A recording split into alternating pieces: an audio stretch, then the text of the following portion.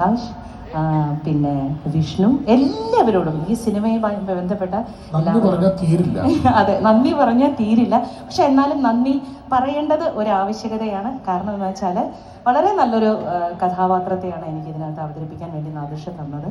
അപ്പോൾ അത് നന്ദി പറഞ്ഞില്ലെങ്കിൽ അതൊരു നന്ദി. എന്തായാലും ഞാൻ ഇതിലെ തന്നെ ട്രെയിലർ നമ്മൾ ചാനലിൽ കണ്ടപ്പോൾ ദിനേശ് സാറ് അത്രയും സിനിമകൾ ഡയറക്റ്റ് ചെയ്ത ഒരാളാണ്. ഇത്രയും എന്താ പറയുക കോൺട്രവേഴ്സി ഉണ്ടാക്കിയ അല്ലെങ്കിൽ എന്താ പറയുക ചാനലിലൂടെ ഏറ്റവും കൂടുതൽ ചർച്ച ഓഫീസിലോട്ട് വിളിച്ചോളൂട്ടോ കണ്ടോട്ട് പറഞ്ഞാണ് ഒരൊറ്റ ഡയലോഗിൽ ആ ട്രെയിലർ തൂക്കിയ ആളാണ് ഇതായിരിക്കുന്നത്. ഒരു കൈയ്യടി കൊടുക്കാം, നല്ല കൈയ്യടി കൊടുക്കാം. ദിനേശ് സാറോട് ഉണ്ട്. ദിനേശ് ചേട്ടൻ്റെ കൂടെ കോമ്പിനേഷൻ സീൻ ഞാനാണ്. അത് ഏറ്റവും വലിയ ഭാഗ്യമായിട്ട് ഞാൻ കരുതുന്നു. കാരണം എന്താണെന്ന് വെച്ചാൽ അതിനകത്തൊരു കിണ്ണം കാച്ചിയ ഡയലോഗുകളാണ് അതിനകത്തുള്ളത്. ഒരൊറ്റ ഡയലോഗ് മതി. ജാഫർക്ക് ഒരു ഡയലോഗ്, ജാഫർക്ക് വരുമ്പോൾ പറയും, വന്നോണ്ടിരിക്കുകയാണ്. ജാഫർക്ക് വരുമ്പോൾ ഒരു ഡയലോഗ് ഉണ്ട്, അതും ജാഫർക്ക് പറയും.